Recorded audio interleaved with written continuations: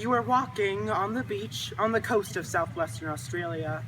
The moon hangs high in the violet sky. Suddenly, something small scurries by you in the grass. It stops right in front of you, and you can see its brown fur, black nose, and beady eyes illuminated in the moonlight. Before you can approach it to get a closer look, it hurries off into the night. What is this mysterious creature? The Cetonix brachiaris, the quokka. This nocturnal vertebrate is a very close relative of the rock wallaby and the kangaroo. It can grow up to 19 inches long and weigh 10 pounds. The quokka is bilaterally symmetrical and gets from place to place like a tiny kangaroo, reaching speeds of 20 miles per hour on its tiny hind legs. The quokka lives in groups ruled by dominant males, but unlike other species, it isn't territorial, with many quokka territories having overlapping boundaries.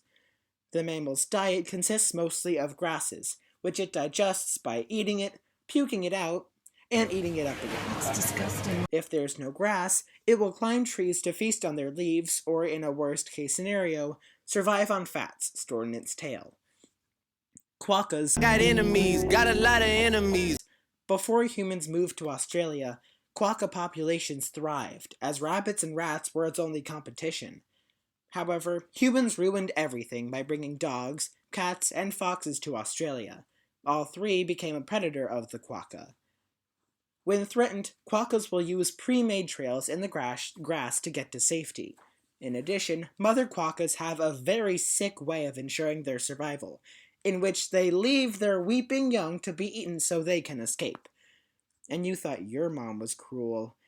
As a last resort, this cute macropod will turn into a savage beast, jumping on its attacker, biting into its flesh, and ripping it to shreds. Dang. Quokkas can reproduce at 18 months of age, and breeding season is from January to March. Gestation periods only last about a month, so adults can only give birth to 2 joeys a year. Newborn joeys will crawl into their mother's pouches, live there for 6 months, or until they're left for dead, then crawl out to explore the world.